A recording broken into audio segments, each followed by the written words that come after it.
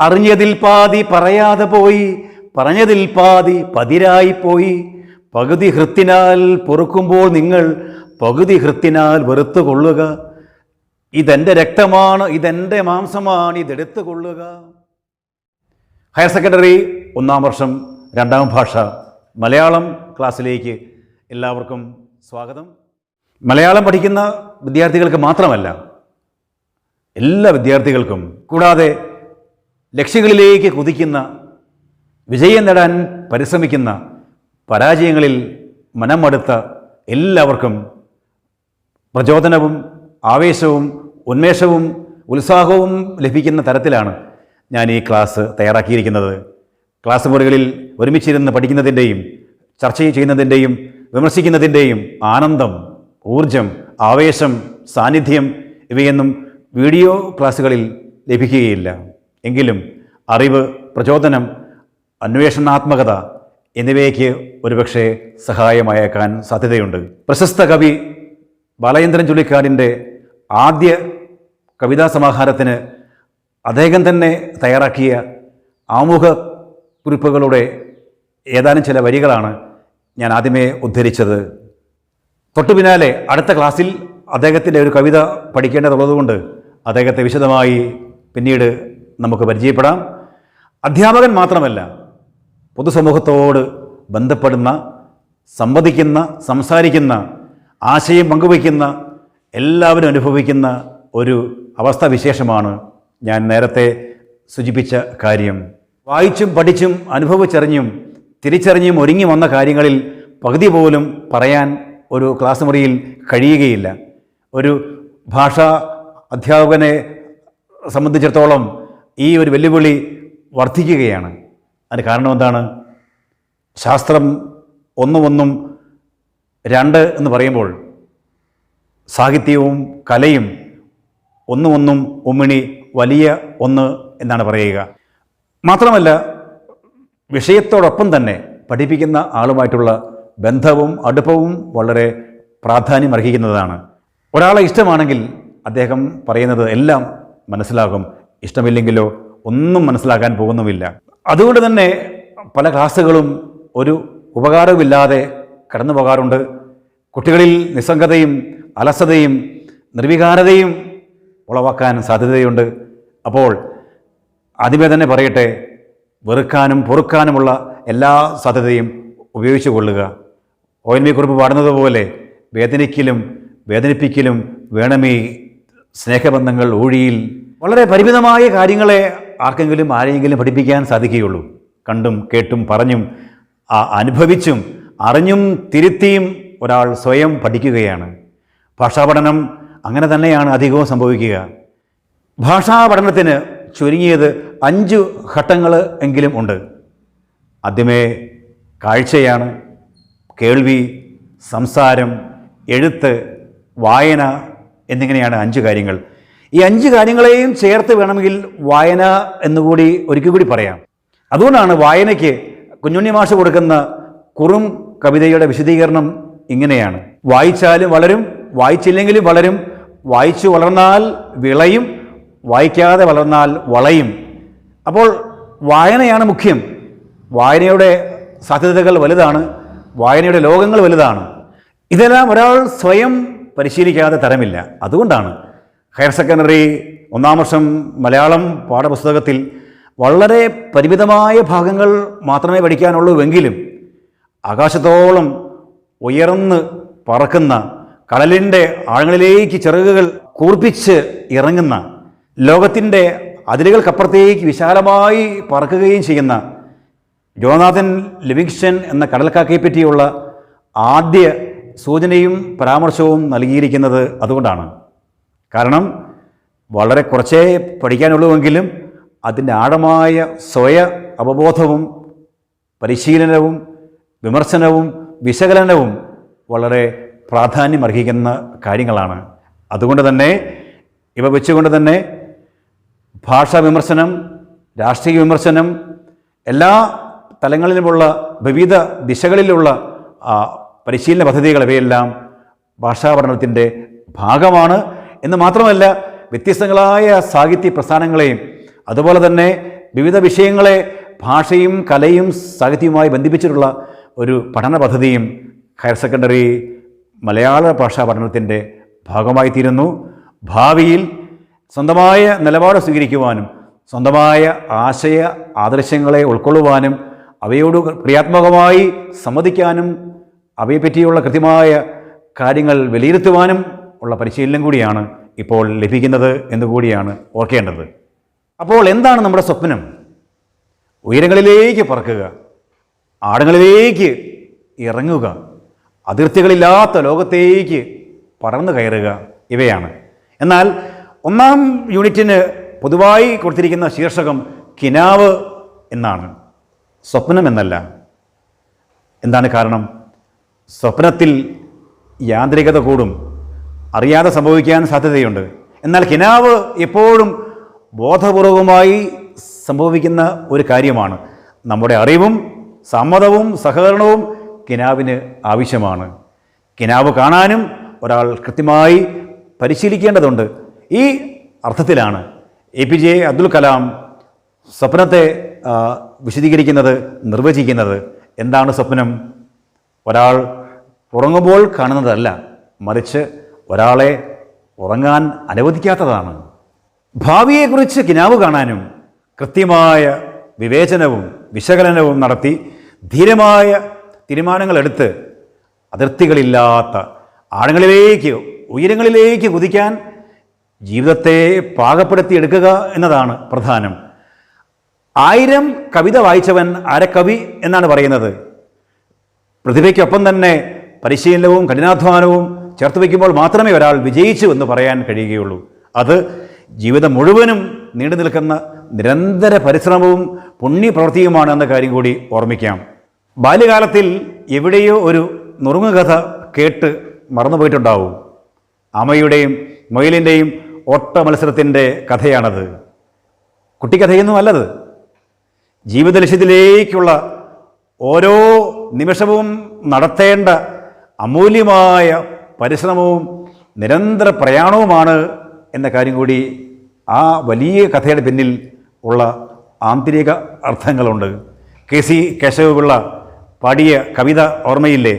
പരിശ്രമം ചെയ്തിടുകിൽ എന്തിനേയും വശത്തിലാക്കാൻ കഴിവുള്ള വണ്ണം ദീർഘങ്ങളാം കരങ്ങളെ നൽകിയത്രേ മനുഷ്യനെ പാലിലേക്ക് അയച്ചത് ഈശൻ.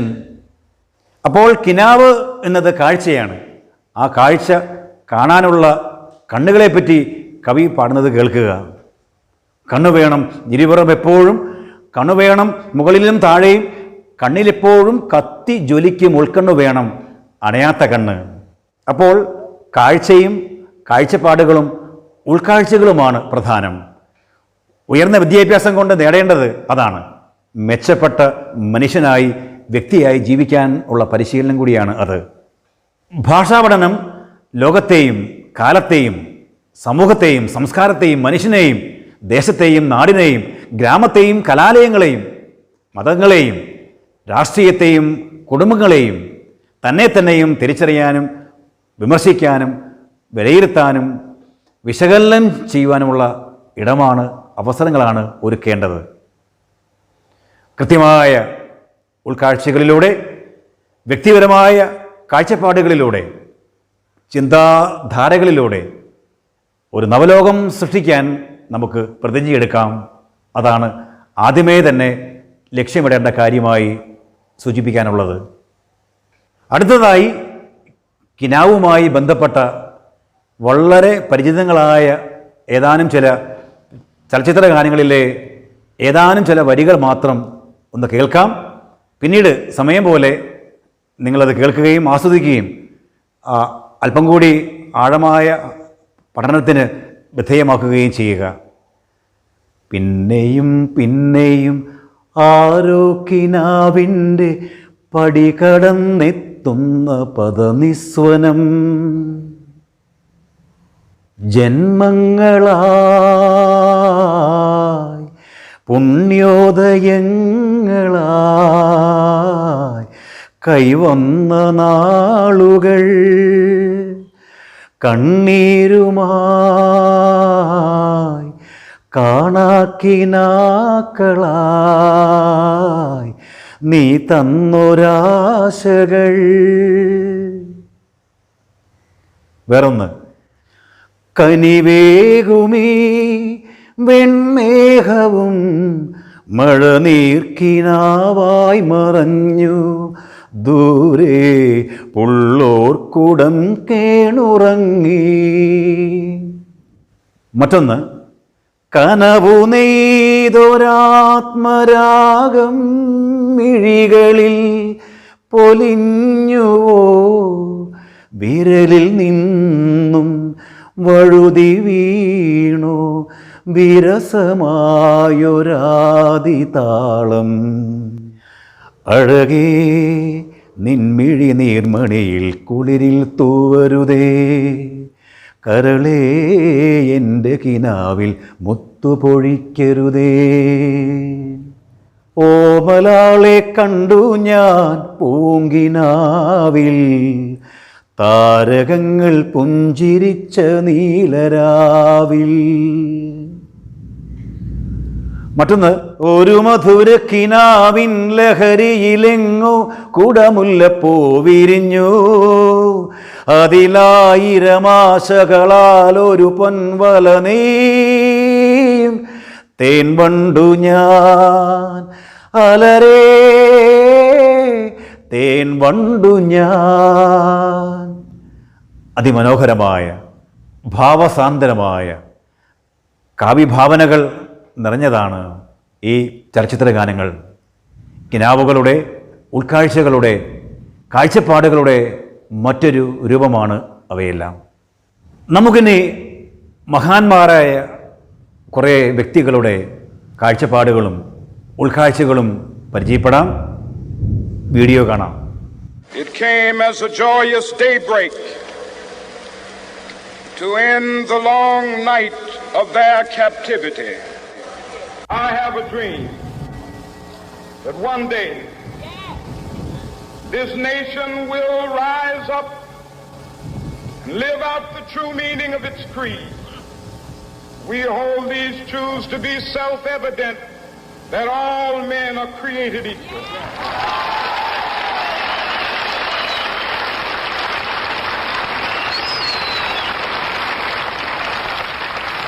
I have a dream that one day on the red hills of Georgia, sons of former slaves and the sons of former slave owners will they be able to sit down together at the table of brotherhood. I have a dream that one day even the state of Mississippi, a state sweltering with the heat of injustice, sweltering with the heat of oppression, will be transformed into an oasis of freedom and justice. I have a dream. Martin Luther king അമേരിക്കയിലെ കറുത്തവർഗക്കാർക്കെതിരെയുള്ള ചൂഷണങ്ങൾക്കും അടിമത്തത്തിനും വിവേചനങ്ങൾക്കും എതിരെ നിലകൊണ്ട ധീര പോരാളി. Those who dare to imagine the impossible are the ones who break all the human limitations. In every field of human endeavor, whether science, medicine, sports, arts or technology, the names of the people who imagined the impossible are engraved in our history. By breaking the limits of their imagination, by breaking their limits of their imagination, they change the world. You take C.V. Raman, you take Newton, you take Einstein, you take Chandrasekhar. By breaking the limits of their imagination, they change the world.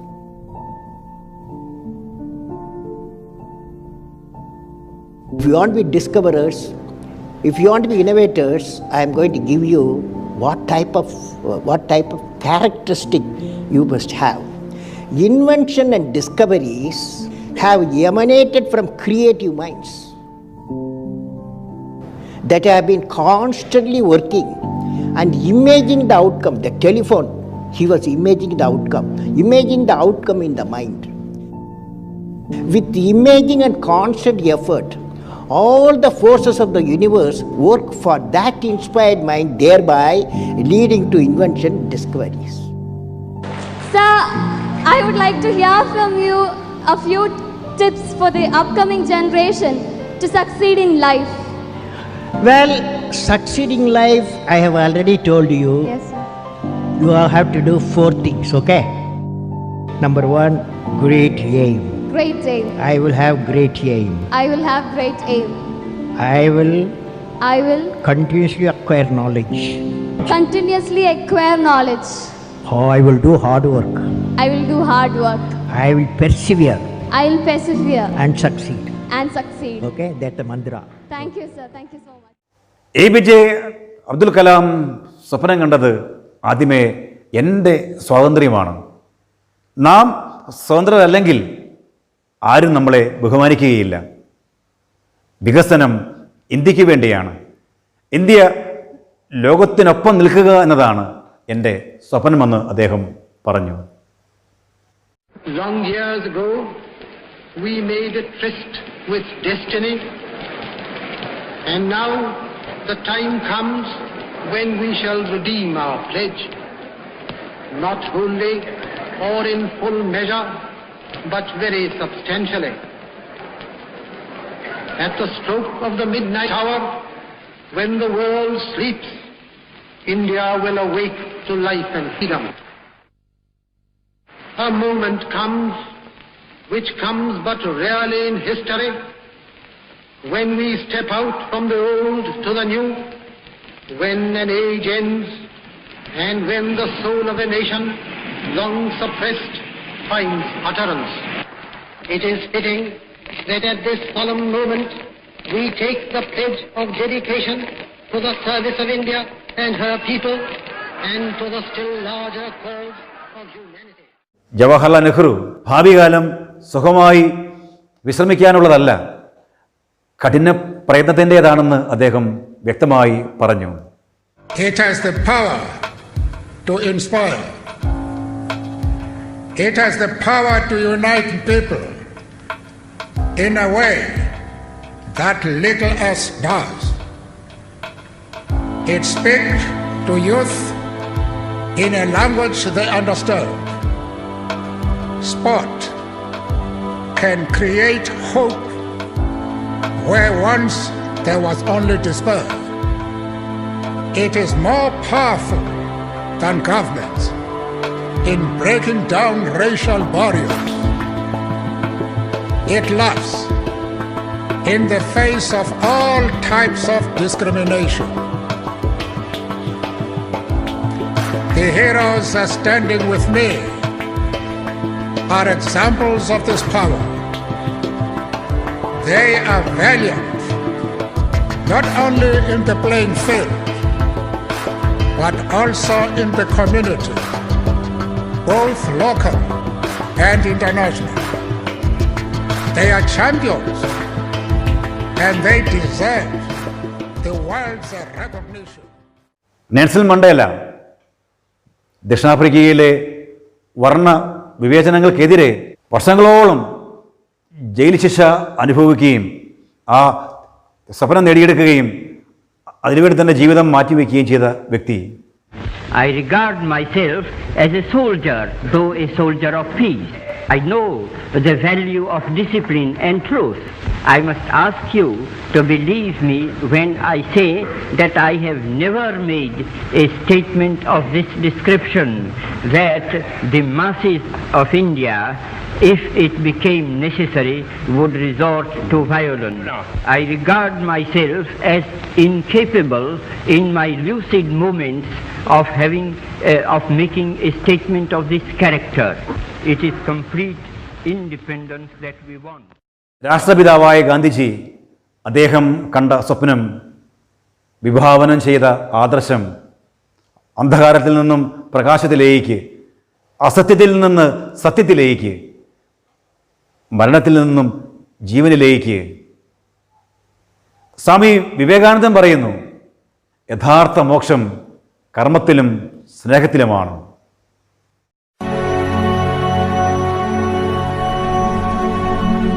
times, I couldn't sleep at night. I thought probably my career is over.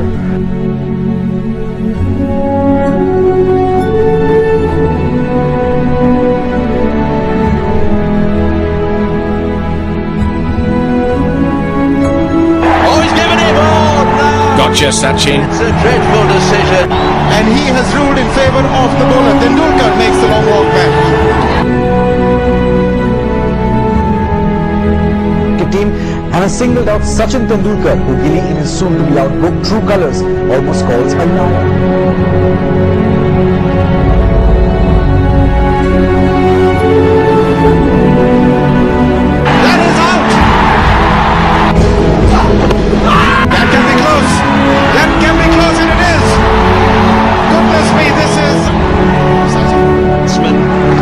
Off possibly for the last time at the Hello headquarters in cricket. It was a tough phase, and I prayed to God that just give me one more chance, because I have to play cricket. I can't stop now. Some time ago. He's done it! Sachin Tendulkar punches the air, the entire stadium rises to salute this master batsman.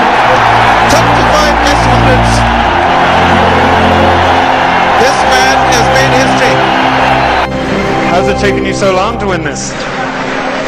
Better late than never. Absolutely. There it is. Amazing 100 from an awesome creator.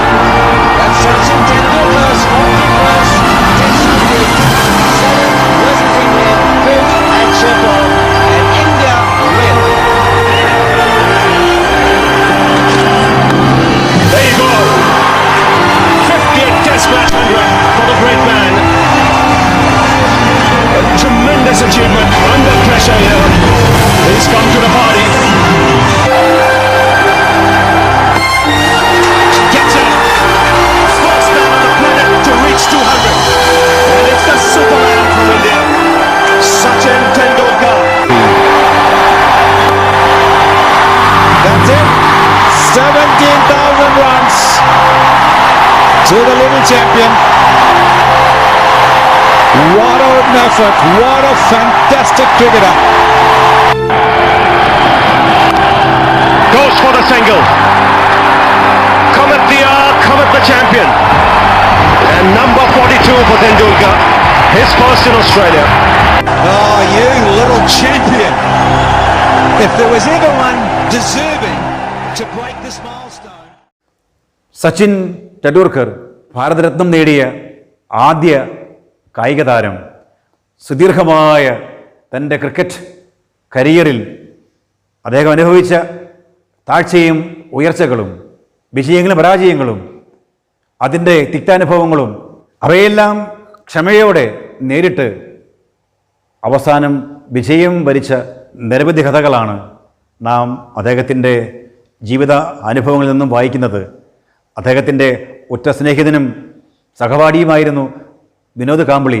സച്ചിനേക്കാൾ മികച്ച cricketer, മികച്ച technique തുടങ്ങിയവയെല്ലാം കൈമുതലാക്കിക്കൊണ്ട് തുടർച്ചയായ 2 ടെസ്റ്റുകളിൽ double സെഞ്ചുറികൾ നേടി അതീവ പ്രതിഭ തെളിയിച്ച വിനോദ് കാംബ്ലി എന്ന് പറഞ്ഞ കളിക്കാരൻ 1, 2, 3 വർഷങ്ങൾക്കുള്ളിൽ ക്രിക്കറ്റിൻ്റെ ചരിത്രങ്ങളിൽ നിന്നും പതുക്കെ പിന്നിലേക്ക് പോയി.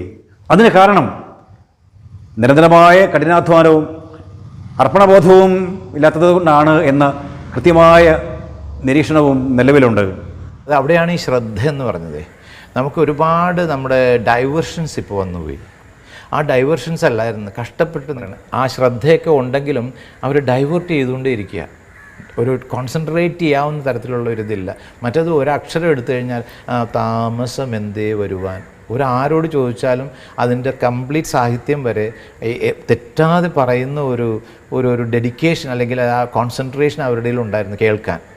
ഇന്നിപ്പോൾ അതല്ല, തുടങ്ങിക്കഴിഞ്ഞാൽ വേറെ എന്തെങ്കിലുമൊക്കെ ആയിരിക്കും വന്നുകൊണ്ടിരിക്കുക, വേറെ ഒന്ന് വന്നു കഴിഞ്ഞാൽ അപ്പോഴേക്കും നമ്മൾ കൺഫ്യൂസ്ഡ് ആണിപ്പോൾ.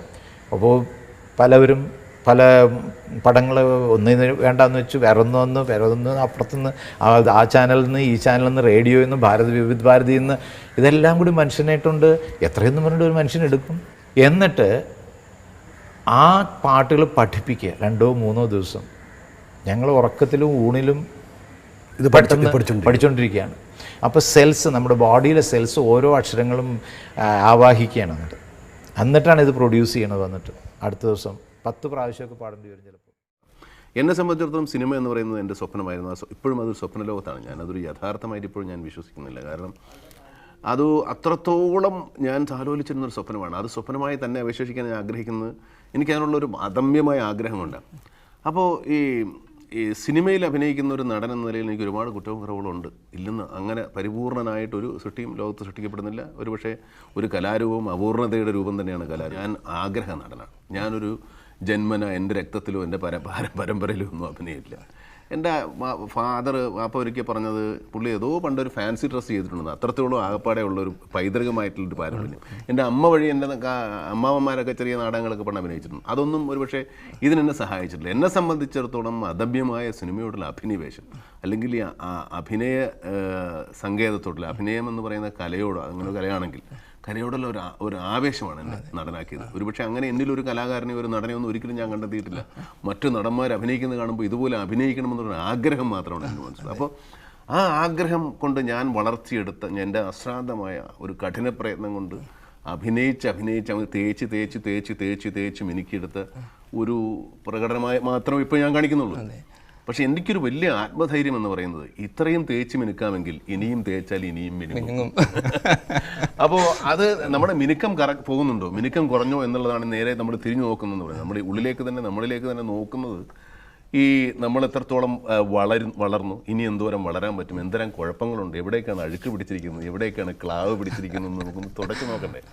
അപ്പോൾ നമ്മൾ തന്നെ, അതായത് ഇതുപോലെ ഒരു അഭിമുഖത്തിൽ എന്നോട് ഒരു കരൺ താപ്പർ ചോദിച്ചപ്പോൾ ഞാൻ പറഞ്ഞത്, നമ്മൾ എന്താ പറയുക, നമ്മൾ സ്വയം കണ്ടെത്തുക, നമ്മൾ റീഇൻവെൻറ്റ് യുവർ സെൽഫ്, നമ്മളെ തന്നെ നമ്മൾ കണ്ടെത്തണം. വീണ്ടും കാലം പോകുന്നതനുസരിച്ച് റീഇൻവെൻഷനാണ് ഞാൻ നടത്തുന്നത്. എന്നെ തന്നെ ഞാൻ വീണ്ടും കണ്ടെത്തുകയാണ്. ഞാൻ എവിടെയാണിപ്പോൾ ഈ കാലഘട്ടത്തിൽ, ഇന്ന് അല്ലെങ്കിൽ നാളെ എവിടെയായിരിക്കണമെന്ന് ഞാൻ അന്വേഷിക്കുകയാണ്.